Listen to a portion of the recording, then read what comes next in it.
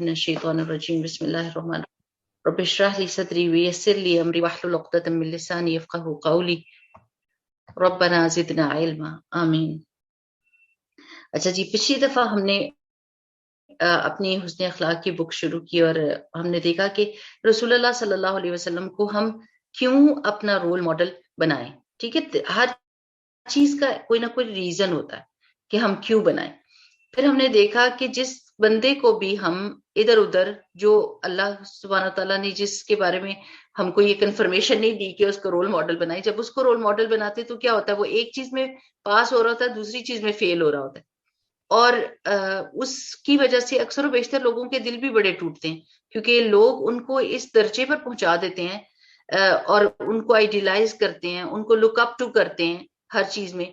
लेकिन जैसे ही उनको उस शख्सियत का, उस रोल मॉडल का कोई भी वीक पॉइंट नजर आता है तो एकदम वो ब्रेक होते हैं और वो फिर एकदम टूट के बिल्कुल जीरो हो जाते हैं और उनको समझ नहीं आती कि वो अपने आप को संभाले कैसे। तो इसलिए अल्लाह सुब्हानहू तआला ने हमें एक ऐसी जात दे दी, अल्लाह सुब्हानहू तआला ने अपने पैगंबर को इस तरीके से कंप्लीट और मुकम्मल अखलाक के साथ भेजा कि जब हम उनको देखते हैं तो हम संभलते हैं। जब हम टूट रहे होते हैं या किसी जगह पे हमको जरूरत होती है कि हमें किस तरह बिहेव करना है, हमने किस तरह से इस चीज को टैकल करना है, तो फिर क्या होता है, फिर हम रसूलुल्लाह सल्लल्लाहु अलैहि वसल्लम को देखते हैं और हमें हौसला मिल जाता है और हम मजबूत हो जाते हैं और हमारा दिल जो है वो सॉलिड हो जाता है, जम जाता है, रुक जाता है। अच्छा, रसूलुल्लाह सल्लल्लाहु अलैहि वसल्लम के बारे में पिछली दफा हमने हदीस पढ़ी थी कि अबू हुरैरा रदी अल्लाह तआला अन्हु की, कि रसूलुल्लाह सल्लल्लाहु अलैहि वसल्लम ने फरमाया था कि इन्नमा बुइतु लिउतम्मिमा सालिहल अखलाक, कि बेशक मैं अच्छे अखलाक की तकमील के लिए भेजा गया हूं।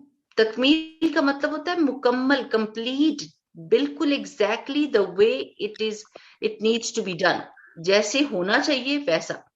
अच्छा, अखलाक में क्या होता है कि हम जब अच्छा अखलाक समझते हैं तो हम समझते हैं कि हर वक्त मुस्कुराना, हर वक्त हर एक को अच्छी बात करना, हर वक्त एक ही जैसा मूड रखना और किसी भी वक्त नाराजगी का इजहार ना करना या किसी चीज को नापसंद ना करना। बिल्कुल हुस्न अखलाक का ये मतलब नहीं होता। हुस्न अखलाक का ये मतलब होता है कि अल्लाह सुब्हानहू तआला ने हमारे अंदर गैरत भी डाली हुई है, हमारे अंदर एक गुस्से का पहलू भी है, हमें किसी चीज से खुशी होती है, हमें किसी चीज से दुख होता है, हमें किसी चीज का दर्द होता है। तो वो सारे जो अल्लाह सुब्हानहू तआला ने हमारे अंदर फीलिंग्स रखी हुई है ना, उन फीलिंग्स को बेहतरीन तरीके से हिकमत के साथ हर जगह पे फिट कैसे करना है। हम इन फीलिंग्स को मार नहीं सकते, क्योंकि इनका अपना एक रोल है हमारी जिंदगी में। हम ये नहीं कह सकते कि हमें गुस्सा कभी भी नहीं आए और कभी आया ही नहीं। गुस्सा भी एक पॉजिटिव चीज बन सकती है। यानी अगर अल्लाह सुब्हानहू तआला की हदों को कोई तोड़ रहा है तो आप बैठे मुस्कुरा रहे हो और आपके जी वाह मैं तो हुस्न अखलाक का नमूना हूं, तो ये गलत होगा। अल्लाह सुब्हानहू तआला आपके उस अखलाक को नहीं मानेगा।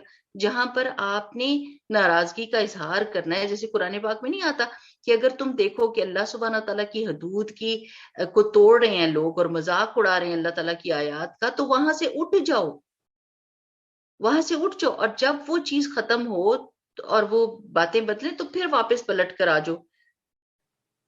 यानी ये क्या चीज है कि आप उधर से उठ रहे हैं तो आप क्या जाहिर कर रहे हैं? आप अपनी नाराजगी का इजहार कर रहे हैं, आप अपनी नापसंदीदगी का इजहार कर रहे हैं। आपके अखलाक ने आपको मजबूर किया है कि इस वक्त आपने नाराजगी का इजहार करना है। ये नहीं हो सकता कि वो अगर अल्लाह के दीन का और अल्लाह की आयात का मजाक उड़ा रहे हैं तो आप भी उसमें शामिल रहे और आप मुस्कुराते रहे और आप वहां पर बैठे रहें, क्योंकि आपने उसने अखलाक दिखाना है। ठीक है, अखलाक की गाइडेंस भी रसूलुल्लाह सल्लल्लाहु अलैहि वसल्लम से मिलती है और हम देखते हैं कि रसूलुल्लाह सल्लल्लाहु अलैहि वसल्लम की जिंदगी में ये चीज आई कि कहीं पर रसूलुल्लाह सल्लल्लाहु अलैहि वसल्लम को गैरत आई, कहीं पर गुस्सा भी आया और चेहरा रसूलुल्लाह सल्लल्लाहु अलैहि वसल्लम का सुर्ख हो जाता था। जब कोई ऐसी बात होती थी जो नाराजगी वाली होती थी तो सहाबा कराम पहचान जाते थे। जब खुशी होती थी तो रसूलुल्लाह सल्लल्लाहु अलैहि वसल्लम का चेहरा देख के पहचान जाते थे कि चौदहवीं की चांद की तरह चमक रहा है।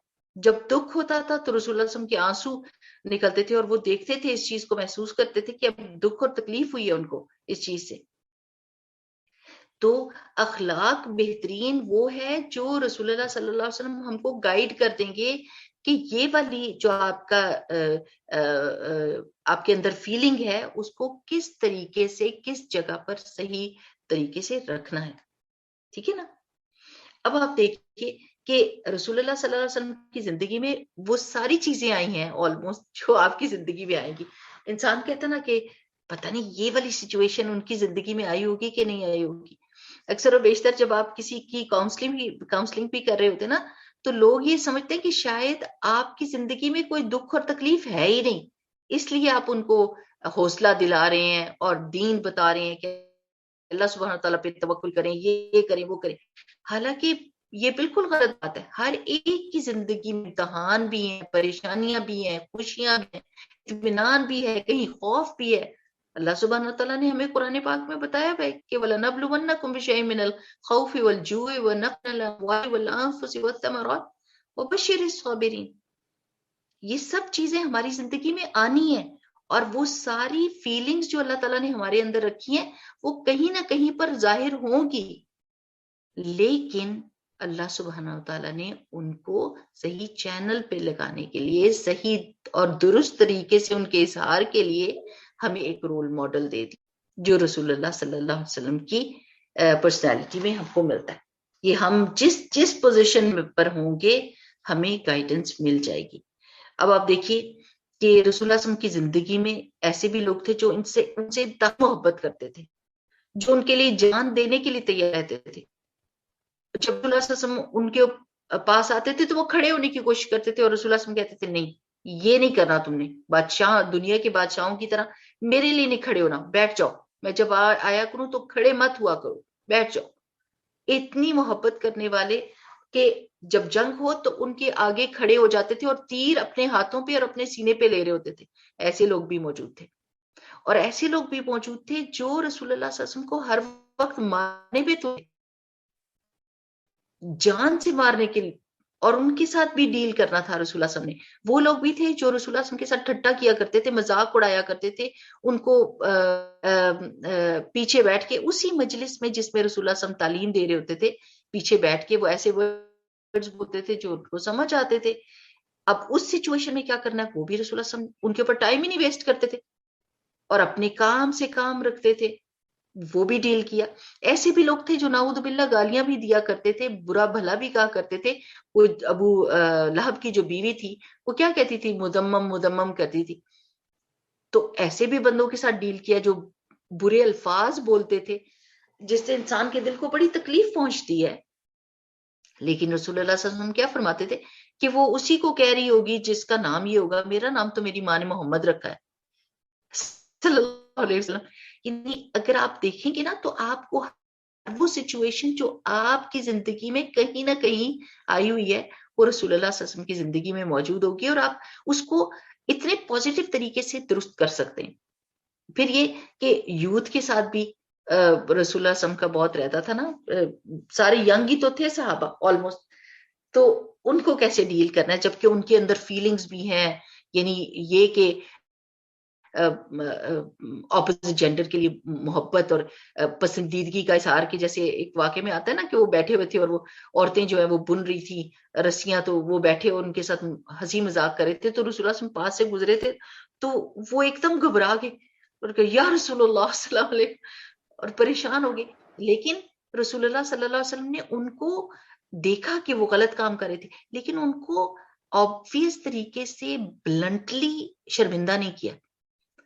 بس ان کو یہ کہا کرتے تھے کہ تمہارے, کیونکہ انہوں نے ایک دم کہا کہ یا رسول اللہ میں ان عورتوں سے اپنی اونٹ کی رسی بٹوا رہا تھا, اور وہ صحیح آدھی صحیح بات ہوگی اور آدھی نہیں ہوگی, anyways he was sitting with them.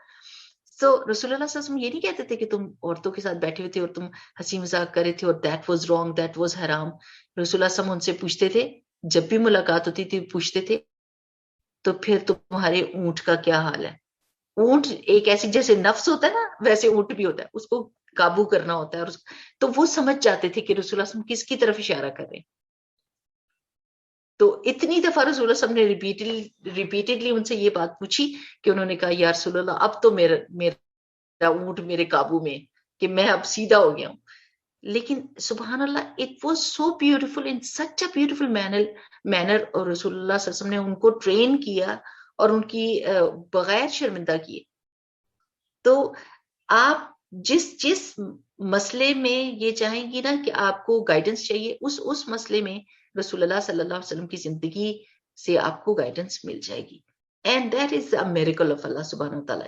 یہ اللہ سبحانہ و تعالیٰ کا معجزہ ہے. پولیٹیکل لحاظ سے بھی آپ دیکھیں کہ جو بھی فیصلے کرنے تھے کیسے رسول اللہ صلی اللہ علیہ وسلم نے کیے، کس طریقے سے مشورہ کیا، ایون ان لوگوں کے ساتھ مشورہ کیا جن کی وجہ سے کوئی جنگ ہارے ہوئے تھے. کہ اللہ سبحانہ و تعالیٰ نے کیا کہا تھا کہ صحابہ کرام نے وہ درے سے ہٹ گئے تھے، جس درے میں رسول اللہ صلی اللہ علیہ وسلم نے کہا تھا کہ ادھر آپ نے کھڑے رہنا ہے، اور وہ ہٹ گئے تھے، اور اس کی وجہ سے کتنے صحابہ شہید ہوئے. لیکن یہ دکھ اور یہ غصہ ظاہر ہے اس وقت ایسے ہوتا ہے کہ دکھ تکلیف ہوتے، لیکن اللہ سبحانہ وتعالیٰ نے کیا قرآن پاک میں رسول اللہ صلی اللہ علیہ وسلم سے فرمایا وَشَاوِرْهُمْ فِي الْأَمْرِ، ان کو مشورے میں شامل کریں آپ. اور رسول اللہ صلی اللہ علیہ وسلم نے ان کو مشوروں میں شامل کیا. یہ نہیں کہا کہ ایک دفعہ تم نے ایسی غلطی کی ہے اور ہم مسلمانوں کو اتنا بڑا دکھ اور تکلیف اٹھانی پڑی ہے، اب آئندہ ہم تمہاری طرف دیکھیں گے بھی نہیں، تمہارے سے کوئی مشورہ نہیں لیں گے، تم اس قابل ہی نہیں ہو. تو آپ یہ دیکھتے ہیں کہ رسول اللہ صلی اللہ علیہ وسلم پرسنالٹیز کو بنانے والے تھے، توڑنے والے نہیں تھے. وہ کنسٹرکٹیو طریقے سے کسی بندے کو کھڑا کر دیتے تھے زندگی میں، بجائے اس کے کہ اس کی غلطی پر اس کو توڑ کے اور ہمیشہ کے لیے ختم کر دیا جائے کہ وہ بے فائدہ ہی ہو جائے انسان. تو الحمدللہ رب العالمین استاد بھی بہترین تھے کہ کس طریقے سے سکھاتے. صحابہ کہتے تھے کہ رسول اللہ صلی اللہ علیہ وسلم نے دن مقرر کیے تھے ان کے لیے، تو صحابہ کہتے تھے ہمارا دل چاہتا ہے اب زیادہ ہمیں سکھائے. تو رسول اللہ صلی اللہ علیہ وسلم نے فرمایا تھا کہ میں اس ڈر سے کہیں تم تنگ نہ ہو جاؤ، میں تمہیں کم یعنی وہ جو آفیشیل جیسے تعلیم کا ہوتا ہے نا وہ سیشن، وہ کم کیا کرتے تھے کہ کہیں صحابہ تنگ نہ ہو جائے. تو الحمدللہ رب العالمین، اللہ کا لاکھ لاکھ شکر ہے کہ یہ اسوہ حسنہ ہمارے لیے موجود ہے. اب جن صحابی نے یہ حدیث مروی کی تھی ان کا نام ہے ابو ہریرہ. آج ہم ان کی کہانی بھی دیکھیں گے کہ ان کی زندگی کیسی تھی. ٹھیک، اچھا. ابو ہریرہ رضی اللہ تعالیٰ عنہ جو تھے وہ ان کا نام جو اصل میں تھا عبد الشمس تھا، یعنی شمس کا بندہ. ٹھیک ہے نا. تو جب جنگ خیبر ہوئی تھی نا 7 ہجری میں، ٹھیک ہے، اس میں ابو ہریرہ جنگ خیبر کے موقع پر، فتح خیبر کہہ لیں، فتح خیبر کے موقع پر حضرت ابو ہریرہ رسول اللہ صلی اللہ علیہ وسلم کے پاس آئے تھے. اور اسلام کے بارے میں یہ پہلے سے جانتے تھے، انہوں نے یمن میں اسلام کو قبول کر لیا تھا. لیکن یہ ان کو صحابی کا درجہ کب ملا تھا؟ جب یہ رسول اللہ صلی اللہ علیہ وسلم کے پاس جنگ خیبر میں آئے تھے. Can you please mute your mic? جس کا بھی مائک کھلا ہے نا پلیز میوٹ کر لیجئے، کیونکہ وہ بہت زیادہ شارپ نوائز آ رہی ہے.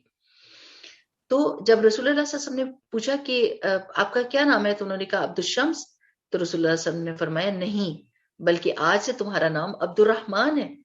تو انہوں نے اپنے نام کو بہت پسند کیا. یہ کتنی بڑی بات ہے. اب ذرا آپ سوچیں کہ کوئی آپ بزرگ ہوں اور وہ آپ اپنا نام بتائیں اور وہ نام بدل دیں، اٹس اے بگ تھنگ کہ اچانک کوئی کسی کا نام بدلے اور وہ تیار ہو جائے اور اس کو پسند بھی کرے. اور چونکہ یہ کسی بلی سے کھیلا کرتے تھے، بلی تھی نا ان کے پاس، بلی کا بچہ، تو وہ اس کو اپنی بازو بڑی ہوتی ہے نا جبے کی، تو اس میں بٹھا لیتے تھے اور کھیلتے تھے. تو ان کا نام ابو ہریرہ پڑ گیا تھا، چھوٹے بلی کے بچے کا باپ جیسے کہتے ہیں نا. ابو کا مطلب باپ اور ہریرہ بلی کا بچہ. تو رسول اللہ صلی اللہ علیہ وسلم اور بھی شارٹ کر کے ان کو ابو ہر کہتے تھے لاڈ سے، جیسے نک نیم اور چھوٹا کر کے، اور یہ بہت پسند کیا کرتے تھے اس نام کو. تو یہ ابو ہریرہ مشہور اس لیے ہوئے تھے کہ یہ بلی کے ساتھ کھیلتے تھے. اب دیکھیے زیادہ روایت احادیث کی انہوں نے کی ہے، اور لوگوں کو بڑا اعتراض ہوتا ہے کہ بھئی ابو ہریرہ اتنی لیٹ رسول اللہ صلی اللہ علیہ وسلم سے ملے لیکن اتنی زیادہ احادیث کیوں مروی کی. ٹھیک ہے نا. بات سوچنے والی ہے نا کہ رسول اللہ صلی اللہ علیہ وسلم 11 ہجری میں ربیع الاول کے اس میں فوت ہوئے، اور یہ مل رہے ہیں ابو ہریرہ 7 ہجری میں خیبر کے موقع پر، فتح خیبر کے موقع پر.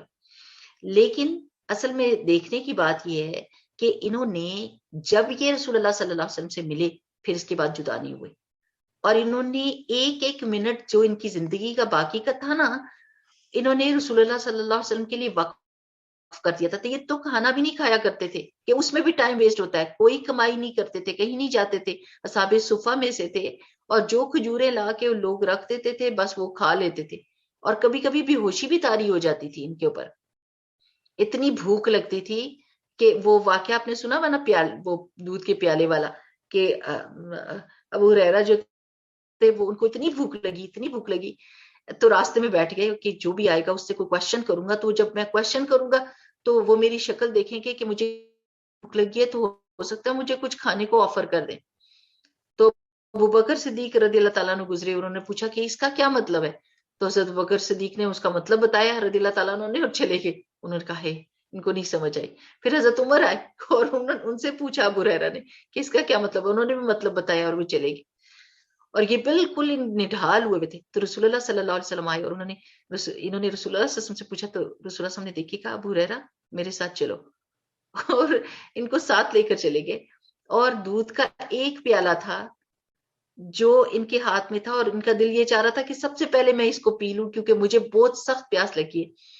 اور رسول اللہ صلی اللہ علیہ وسلم نے سارے صحابہ کو، اصحاب صفہ کو بلوا لیا، اور انہوں نے کہا اب میرے حصے میں کچھ نہیں آنے والا. اور انہی کے ہاتھ سے سب صحابہ کو پلوایا، اور پھر کہا اب ابو ہریرہ آپ پیو. یہ جو ٹریننگ ہوتی ہے نا نفس پہ قابو پانے کی، اور اپنی چیز اپنی بھوک ہونے کے باوجود دوسرے کو پلا کے اور خوش ہونے کی، اور پھر آخر میں خود پینا، یہ ٹریننگ آپ دیکھیں کہ کیسی تھی. کہ حضرت ابو ہریرہ نے پھر اچھے سے پیا دودھ، اور رسول اللہ صلی اللہ علیہ وسلم فرماتے رہے پیو اور پیو اور پیو. انہوں نے کہا اب تو میرے بھی جان نہیں، اب تو میں نے بہت پی لیے. پھر رسول اللہ صلی اللہ علیہ وسلم نے پیالہ لے کے خود اسی پیالے سے پیا تھا. سبحان اللہ. یعنی ان کو وہ جو سارا ٹائم ملا تھا نا اس میں انہوں نے ایک لمحہ بھی ضائع نہیں کیا، تعلیم حاصل کی مسلسل.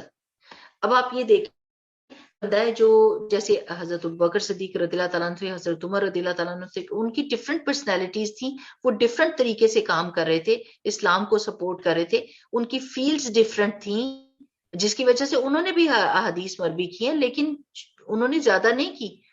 تعلیم جو تھی وہ رسول اللہ صلی اللہ علیہ وسلم نے اصحاب صفہ کو اس طریقے کی دی تھی جیسے اسٹوڈنٹس کو دی جاتی ہے. تو پھر ظاہر ہے ان کے پاس زیادہ مواد تھا نا. اور ایک بات اور بھی لکھ لیجئے کہ رسول اللہ صلی اللہ علیہ وسلم کی زندگی میں ان کے ورڈز جو ہے نا، جیسے جو بات انہوں نے کی وہ سمجھ لیں 20% ہے، ایکشنز جو ہیں وہ 70% ہیں. جو ایکشن ابو ہریرہ بتائیں گے نا کہ رسول اللہ صلی اللہ علیہ وسلم کو میں نے یہ کرتے دیکھا، وہ 70% ہوئیں گے. اور جو سائلنٹ اپروولز ہے نا، جو رسول اللہ صلی اللہ علیہ وسلم نے چپ کر کے دیکھا کسی کو اور کام کرنے دیا اور روکا نہیں، وہ 10% ہے. سو اس سے ہم کو پتا چلتا ہے کہ کتنے ایکشنز حضرت ابو ہریرہ نے رسول اللہ صلی اللہ علیہ وسلم کے دیکھے ہوں گے. نماز ایسے پڑھی، وضو ایسے کیا، کسی دوسرے نے بات پوچھی تو ایسے بیہیو کیا. وہ جیسے جو آ گیا تھا اور اس نے آ کے رسول اللہ صلی اللہ علیہ وسلم کی گریبان کو پکڑ لیا تھا اور اس نے کہا تھا کہ آپ نے میرا ادھار لیا اور آپ دے نہیں رہے. اور اس کو بھی پتا تھا یہودی کو کہ ابھی ٹائم نہیں ہوا، کیونکہ رسول اللہ صلی اللہ علیہ وسلم اپنے وعدے کے خلاف نہیں کرتے، اور رسول اللہ صلی اللہ علیہ وسلم کو بھی پتا تھا کہ ابھی ٹائم باقی ہے. لیکن یہودی اونچا اونچا بول رہا تھا. نے فرما دیا کہ اس سے کہو کہ اچھے طریقے سے مانگے اور مجھ سے کہو کہ میں اچھے طریقے سے اس کو دوں. ذرا آپ دیکھیں سبحان اللہ، جب ہمارے آس پاس سپورٹرز ہوتے ہیں تو ہم کیا کرتے ہیں، ہم اور زیادہ جوش میں آ جاتے ہیں، اور زیادہ سمجھے کہ تکبر ہی ہو جاتا ہے کہ ہمارا جتھا اتنا زیادہ ہے، ہمارا پلہ، تو ہم اتنا انٹیمیڈیٹ کر سکتے ہیں کہ یہ ایک بندہ ہے تو پکڑ کے اس کو پھینٹی لگا دے کہ اتنی بے ادبی کر رہے ہیں اور ٹائم ابھی ہوا نہیں اور مانگ بھی رہے اور بری باتیں بھی کر رہے. لیکن رسول اللہ صلی اللہ علیہ وسلم نے اس قدر خوبصورت بات کہی. صحابہ سے کو کام ڈاؤن کیا کہ یہ کام کرنے کا نہیں ہے کہ تم غصے میں اس کو کچھ کہو، بلکہ یہ کہ اس کو بھی اچھی نصیحت کرو، مجھے بھی اچھی نصیحت کرو، اچھی بات بولو. تو اس یہودی نے کیا کیا تھا؟ اسلام قبول کیا تھا. اس نے کہا تھا کہ مجھے میری کتاب سے یہ پتا چلا تھا کہ جو آخری نبی آئے گا وہ لان تان کرنے والا نہیں ہوگا، وہ اونچا بولنے والا نہیں ہوگا، وہ لوگوں کے ساتھ بدسلوکی کرنے والا نہیں ہوگا، وہ برائی کا بدلہ برائی سے دینے والا نہیں ہوگا. تو مجھے وہ یہ آخری چیز تھی جو میں نے چیک کرنی تھی، اور یہ وہی نبی ہے اور میں ان پہ ایمان لاتا ہوں. تو سبحان اللہ، یعنی یہ ساری چیزیں یہ اسٹوڈنٹس اپنی آنکھوں سے دیکھتے تھے، سنتے تھے، اور پھر اس کو نریٹ کرتے تھے، کیونکہ ان کے سر کے اوپر یہ ایک ذمہ داری تھی کہ انہوں نے وہ ساری چیزیں نریٹ کرنی ہے. تو حضرت ابو ہریرہ رضی اللہ تعالیٰ نے یہ سارا وقت، اور یہ ٹائم بھی ایسا تھا جب دین کے سارے احکامات جو ہے آلموسٹ کمپلیٹ ہو چکے تھے، اور جو بھی کوئی مسئلہ آتا تھا اس کا حل موجود ہوتا تھا، اور رسول اللہ صلی اللہ علیہ وسلم اس کو ڈیل کر رہے ہوتے تھے. سو ان کے پاس جو چیزیں تھیں، سبحان اللہ، وہ ایک پورا خزانہ. تو ابو ہریرہ کی روایت جو ہے وہ 5374 ہیں، یعنی 5374 احادیث. اور جب میں یہ کہوں نا اتنا بڑا نمبر میں آپ کو بول رہی ہوں، تو اگر ابو ہریرہ خود سے بات بتا رہے ہیں تو ایک حدیث، لیٹ سے کہ انہوں نے ایک واقعہ دیکھا ہے تو وہ خود بیان کریں گے. پھر حضرت عمر وہی واقعہ بتائیں گے اپنے الفاظ میں، تو اس کو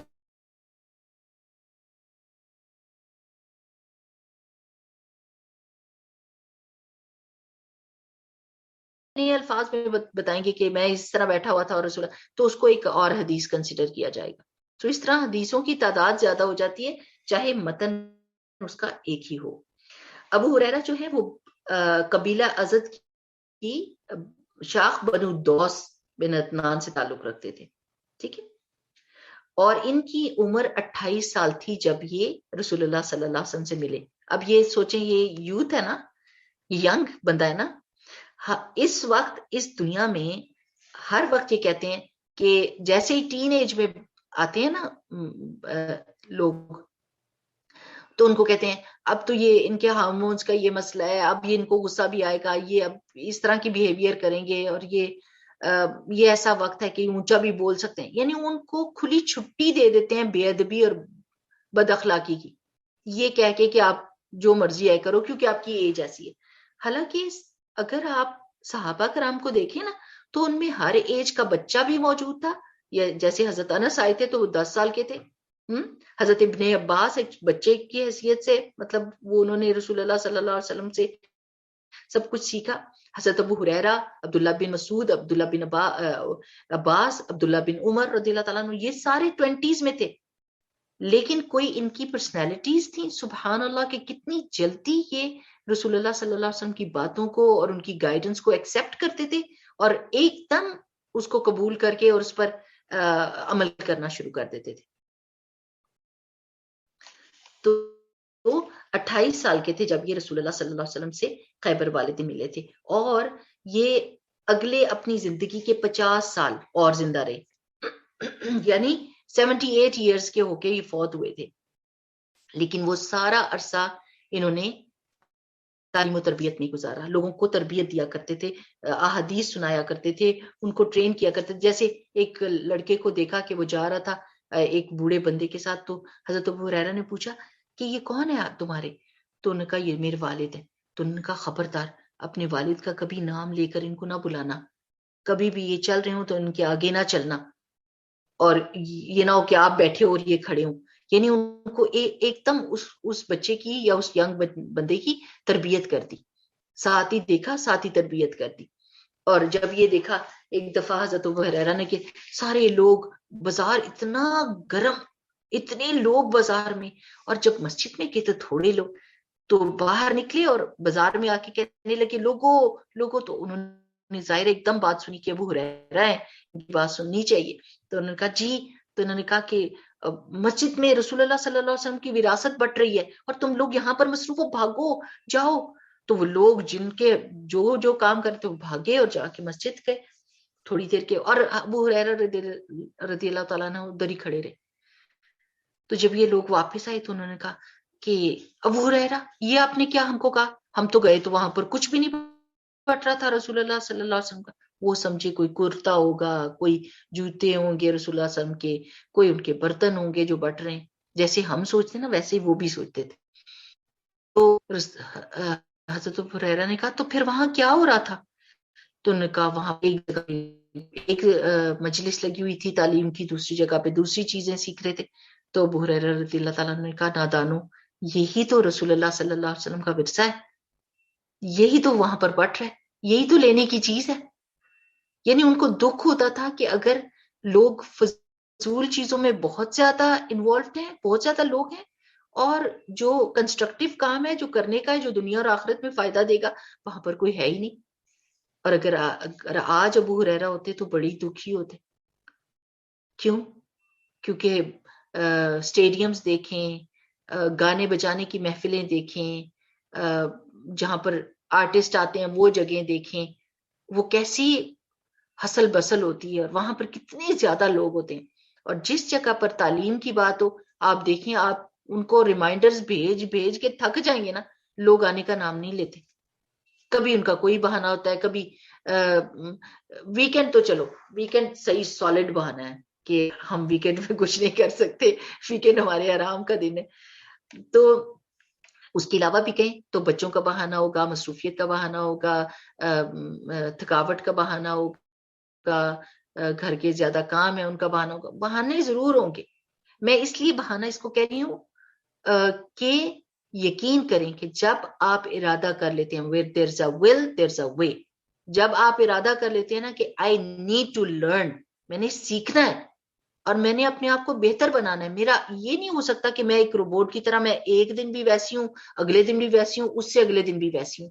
I need to change for the better.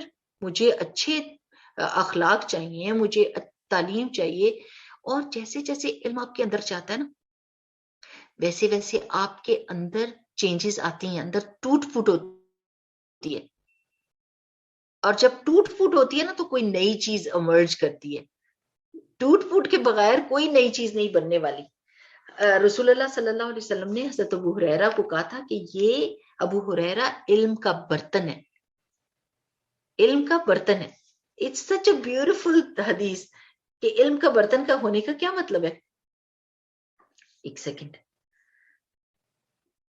آپ مجھے بتائیے کہ علم کا برتن ہونے کا کیا مطلب ہو سکتا ہے. برتن کیا کرتا ہے؟ برتن کیا کرتا ہے؟ آپ کو میری آواز آ رہی ہے نا؟ جی اوکے. برتن میں کیا کرتے ہیں آپ؟ برتن میں کچھ رکھ سکتے ہیں. ہاں, برتن چیز سنبھالتا ہے. ہاں جی, چیز سنبھالتا ہے, وہ پکڑتا ہے. اچھا, چھوٹا برتن ہو تو چھوٹی چیز سنبھالے گا, چیز بڑی ہو, دیکھیں آپ کے پاس ڈھیروں ڈھیر کوئی چیز ہے, کوئی آپ کو دینے کے لیے تیار ہے, چاولوں کی دیگ ہے, اور آپ کے پاس چھوٹی سی پلیٹ ہے یا چھوٹی سی کٹوری ہے, تو آپ کتنا لے سکتے ہیں اس سے؟ اتنا ہی جتنی آپ کی کٹوری ہے, جتنا آپ کا بول ہے اتنا ہی آپ لے سکتے ہیں. اور جتنا بڑا آپ کا برتن ہوگا کیونکہ دینے والا آپ کو تیار بیٹھا ہے, آپ اتنا ہی زیادہ بھر کے لے لیں گے. صحیح ہے نا؟ تو علم ایک ایسی چیز ہوتی ہے. دیکھیں ابو ہریرہ رضی اللہ تعالیٰ عنہ نے کیا کیا کہ اس برتن کو بڑا رکھا, اپنے علم کے برتن کو بڑا رکھا اور خوب اس میں چیزیں سمیٹی. ایک دفعہ رسول اللہ صلی اللہ علیہ وسلم کے پاس آئے اور انہوں نے کہا کہ یا رسول اللہ مجھے چیز بھول جاتی ہے تو آپ میرے لیے دعا کریں. تو رسول اللہ صلی اللہ علیہ وسلم نے فرمایا ابو ہریرہ اپنی چادر بچھاؤ. اور جب انہوں نے چادر بچھائی تو رسول اللہ صلی اللہ علیہ وسلم نے دعا کی, اور ایسے جیسے کوئی چیز انڈیل نہیں دیتے, ڈال دیتے ہیں چادر کے بیچ میں, جیسے کوئی ہاتھ میں کوئی چیز, ایسے رسول اللہ صلی اللہ علیہ وسلم نے فرمایا کہ ڈالا اور کہا کہ اب اس کو اٹھاؤ اور اپنے سینے کے ساتھ لگا لو. اور انہوں نے لگایا اور انہوں نے کہا کہ واللہ کوئی اس کے بعد مجھے کوئی چیز نہیں بھولی. رسول اللہ صلی اللہ علیہ وسلم کی دعا ایسی تھی. اب جو بندہ جتنا قریب ہوتا ہے وہ اتنی ہی زیادہ خیر کو سمیٹ لیتا ہے. ایک دفعہ 3 صحابہ بیٹھے ہوئے تھے, اور ہر ایک کوئی رسول اللہ صلی اللہ علیہ وسلم ان کے لیے دعا کر رہے تھے. تو ایک نے بھی دعا کروائی, دوسرے نے بھی دعا کروائی. تو رسول اللہ صلی اللہ علیہ وسلم نے ابو ہریرہ سے پوچھا, ابو ہریرہ آپ کیا کہتے ہو؟ تو انہوں نے کہا یا رسول اللہ صلی اللہ علیہ وسلم آپ یہ دعا کریں کہ میں جب کوئی چیز یاد کروں تو مجھے بھولے نہ. اور پہلے یہ کہا کہ جو ان دونوں نے مانگی ہے وہ بھی میں مانگتا ہوں اور مجھے یہ بھی چاہیے. تو رسول اللہ صلی اللہ علیہ وسلم نے دعا کر دی. تو ان دونوں نے کہا کہ رسول اللہ ہم یہ چیز جو اس نے کہا. تو رسول اللہ صلی اللہ علیہ وسلم نے فرمایا کہ دوسری نوجوان تم سے سبقت لے گیا. یعنی جس کو پہلے وہ دعا مل جاتی ہے تو وہ اس کی عیش ہو جاتی ہے, وہی سب سے پہلا ہو جاتا ہے. تو اللہ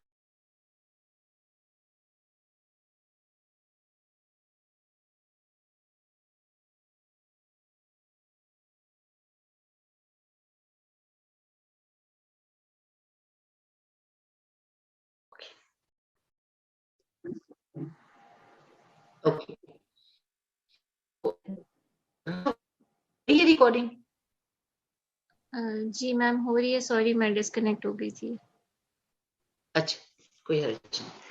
اچھا انہوں نے کہا کہ ایک دفعہ ابو ہریرہ رضی اللہ تعالیٰ نے کہا کہ ایک دفعہ میں اور میرے دوست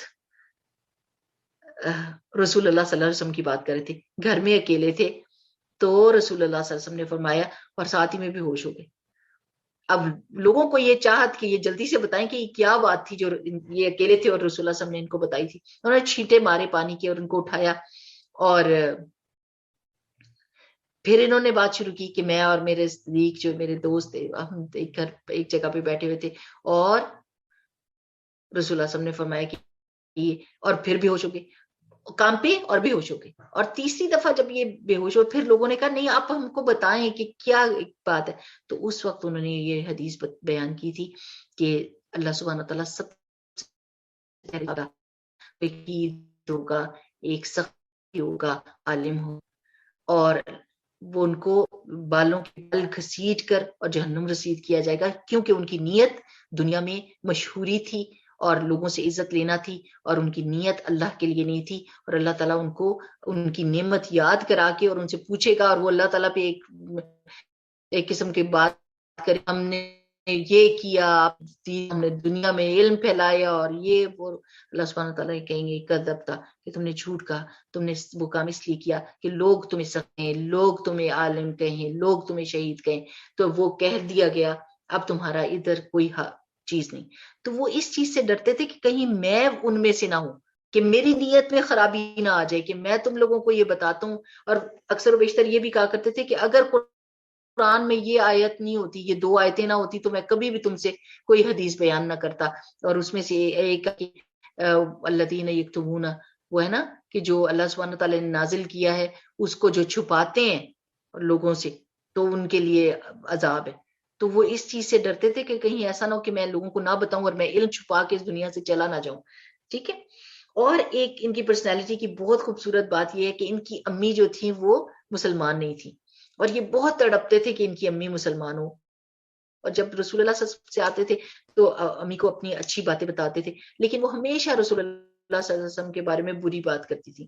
ایک دن جب انہوں نے اسلام کا ان کو کہا تو انہوں نے اچھے سے باتیں کر دی ان کو, اور رسول اللہ صلی اللہ علیہ وسلم کے بارے میں کچھ ایسی بات کہی کہ ابو ہریرہ رونے لگ گئے, اور وہاں سے اٹھ کے رسول اللہ صلی اللہ علیہ وسلم کے پاس آ گئے اور رو ہی رہے تھے. تو انہوں نے کہا کہ رسول اللہ صلی اللہ علیہ وسلم نے فرمایا کہ کیا ہوا ابو ہریرہ؟ تو انہوں نے کہا کہ یا رسول اللہ آپ میری امی کے لیے دعا کریں کہ وہ اسلام قبول کر لیں, کہ انہوں نے آپ کے بارے میں بہت غلط بات کہی ہے اور میرا دل ٹوٹ جاتا ہے. اب آپ دیکھیں کہ رسول اللہ صلی اللہ علیہ وسلم جو ہے نا مجیب یعنی کیا کہتے ہیں ان کی جن کی دعائیں قبول ہوتی ہیں, مستجاب الدعوات ہوتے ہیں وہ لوگ, ہاں مستجاب الدعوات, کہ جن کی دعائیں قبول ہوتی ہیں. تو رسول اللہ صلی اللہ علیہ وسلم نے ان کی امی کے لیے دعا کی کہ اللہ سبحانہ تعالیٰ ان کو ہدایت دے. اور رسول اللہ صلی اللہ علیہ وسلم جب اٹھ کے رسول اللہ صلی اللہ علیہ وسلم کے پاس سے ابو ہریرہ گئے ہیں تو ان کو آواز آئی ہے کہ اندر غسل لے رہی ہے امی, اور امی نے اندر سے کہا 1 منٹ رک جاؤ کہیں جانا نہیں. اور جب آئیں تو کہنے لگی کلمہ پڑھاؤ میں نے مسلمان ہونا ہے. تو یہ اتنے خوش ہوئے کہ انہوں نے جا کے رسول اللہ صلی اللہ علیہ وسلم سے فرمایا کہ یا رسول اللہ میری امی جو ہے وہ مسلمان ہوگی اور آپ کی دعا. کہ حضرت ابو ہریرہ ہر دفعہ میں اپنی امی کو کہا کرتے تھے اے میری پیاری اماں جان. اچھا ہم اپنی امی کو کیا کہتے ہیں ہر دفعہ میں؟ یہ پیارے الفاظ کہنا اور یہ بار بار یہ ریپیٹڈلی کہنا آگے ہیں سب لوگ کے نہیں؟ رمشا جی میم آپ کنٹینیو رکھیں، آ رہے ہیں سارے. تو اتنے پیار سے، اور ان کی امی کہا کرتی تھی اے میرے پیارے بیٹے. تو یہ اتنی خوبصورت بات ہے کہ ہم کبھی ہوتے نا امی، یعنی اپنی امی کہنے میں یہ اظہار کر دیتے ہیں کہ ہم اس وقت تکلیف میں ہیں جو آپ نے آواز دی ہے ہم کو. اور یعنی ہر دفعہ میں ہم یہ نہیں سوچتے کہ امی کو اتنے ہی پیار سے بلانا چاہیے جیسے میں نے پہلی دفعہ آواز دی ہے. وہ کس قدر اپنی ماں سے محبت کرتے تھے کہ انہوں نے کیسے تڑپ کے دعا بھی منگوائی ان کے لیے. ہم اکثر و بیشتر دیکھتے ہیں کہ ہماری امی کوئی ایسا کام کر رہی ہوتی ہیں جو دین کے خلاف ہوتا ہے، جو ٹیچنگز آف اسلام کے خلاف ہوتا ہے. تو اس وقت ہمارا کیا حال ہوتا ہے کہ ہم اس طرح تڑپ کے دعا مانگتے ہیں اپنی امی کے لیے کہ اللہ تعالیٰ میری امی نے جنت میں جانا ہے، ان سے یہ والی بری عادت چھڑوا دے.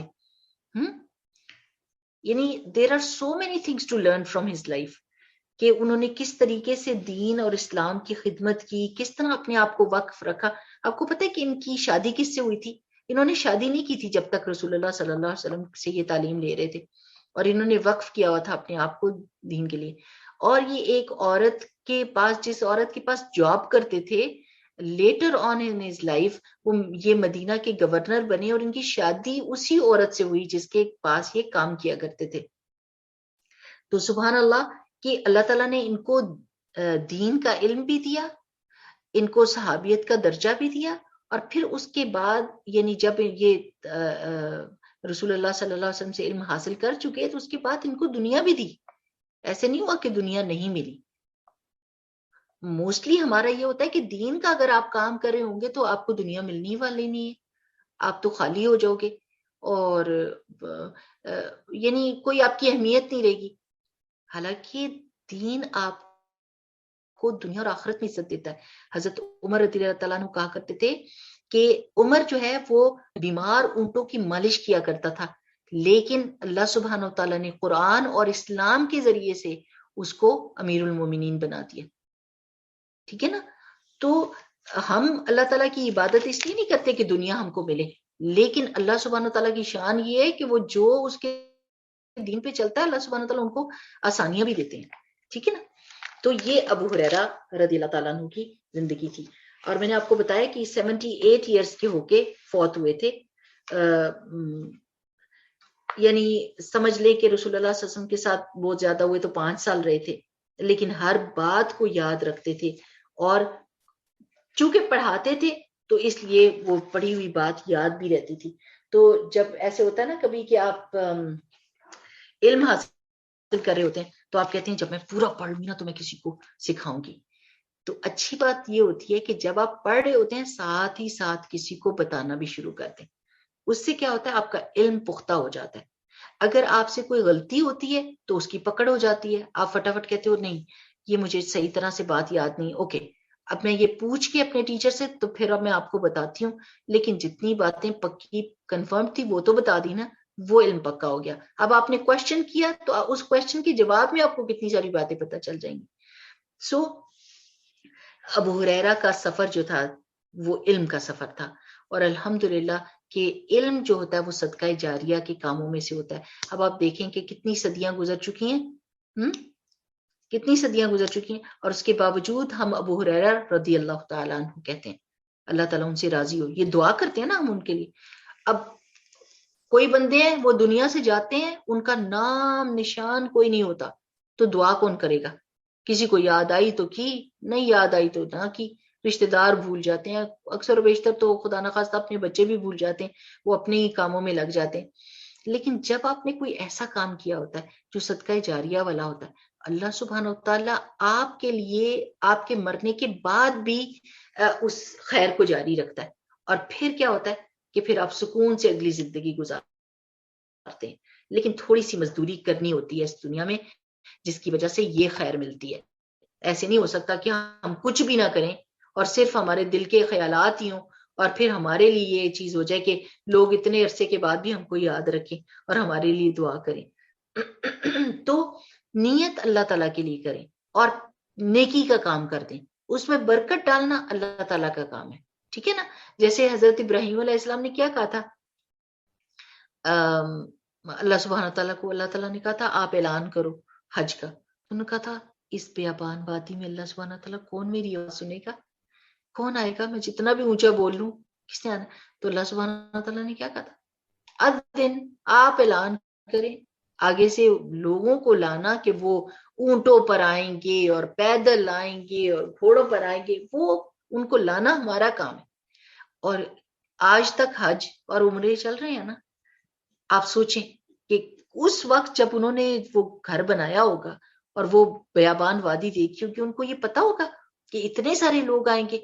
ہاں سبحان اللہ. یعنی آپ نے جس وقت نیکی کرنی ہے تو پھر آپ نے یہ نہیں سوچنا کہ ایسے چلے گی آگے اور اس میں کیسے برکت ڈلے گی. آپ نے دعا اور سنسیریٹی کو دیکھنا ہے کہ میری دعا ہے کہ اللہ سبحانہ تعالیٰ اس میں برکت ڈالے اور میں سنسیئر ہوں کہ یہ کام کر ہی میں اللہ کے لیے رہی ہوں. اور مزے کی بات یہ ہے کہ جب آپ کوئی کام اللہ کے لیے کرتے ہیں تو اس میں برکت پڑ جاتی ہے. یہ یاد رکھنے کی بات ہے. اچھا, جس کام میں آپ کی نیت خراب ہوگی نا, خدا نہ خواستہ آپ نے لوگوں کو دکھانے کے لیے کیا ہوگا, اس میں برکت نہیں ہوگی. جیسے آپ کھانا پکاتے ہیں نا, کسی کی دعوت کرتے ہیں تو آپ کیا کہتے ہیں کہ آج تو ایسا کھانا پکاؤں گی کہ انگلیاں چاٹتے رہ جائیں گے اور تعریف کے بغیر تو رہ ہی نہیں سکتے. اور آپ کا دل یہ ہوتا ہے کہ یہ آج تعریف ہوئی کہ ہوئی, اور آپ کے کان انتظار کر رہے ہوتے ہیں کہ لوگ تعریف کریں. لوگ اٹھ کے یہ جا وہ جا, اور گھر بھی جا کے کہتے ہیں نمک اس میں زیادہ تھا اور چینی اس میں زیادہ تھی. تو اس کام میں کیوں برکت نہیں ہوئی, اس کام میں کیوں خیر نہیں ہوئی, وہ خیر جو ہونی چاہیے تھی, کیونکہ اس میں نیت ہماری اللہ کے لیے نہیں تھی کہ اللہ سبحانہ تعالیٰ یہ ان کے جسموں میں یہ جائے اور ان کو جو طاقت ملے اس سے یہ نمازیں پڑھیں, ان کا دماغ اس کھانے کے بعد اللہ تعالیٰ خیر کی بات سوچے. اور میں آپ کے لیے صلہ رحمی کا حکم دیا تو میں نے یہ صلہ رحمی کے طور پہ کھانا بنایا. ہر روز کے کھانے کو, ہر بچوں کو کھانا دیتے وقت یہ سوچیں تو اس میں خیر پڑ جاتی ہے اور اس میں وہ آگے چلنے شروع ہو جاتی ہے خیر. تو یہ ابو ہریرہ رضی اللہ تعالیٰ عنہ کی زندگی ہے. چونکہ ان کی سنسیریٹی تھی, الحمدللہ الحمدللہ. یہی میں نے آپ کو پہلے کہا تھا نا کہ جو ایمان پہ مرے نا اس کو اپنا رول ماڈل بنانے کی کوشش کریں, کیونکہ جو زندہ بندے ہوتے ہیں ان کا ابھی کچھ پتہ نہیں ہوتا خدا نہ خواستہ, جب تک وہ مر نہیں جاتے ایمان کے اوپر تو ان کو وہ ڈکلیئر ہی نہ کریں کہ یہ ان جیسا ہم بننا چاہتے. تو ابو ہریرہ کی یہ حدیث تھی کہ رسول اللہ صلی اللہ علیہ وسلم نے فرمایا کہ میں بھیجا گیا ہوں اخلاق کی تکمیل کے لیے, تاکہ میں مکمل بتا دوں کہ ایگزیکٹلی اللہ سبحانہ وتعالیٰ کو کیا ریکوائرڈ ہے ہمارے سے, ہمارے اخلاق کیسے ہونے چاہیے, ہمارا غصہ کیسا ہونا چاہیے, ہماری خوشی کیسی ہونی چاہیے, ہمارا غم کیسا ہونا چاہیے, ہماری غیرت کیسی ہونی چاہیے. ٹھیک ہے, ہاں جی, ادھر ہم رک جاتے ہیں اس حدیث پہ.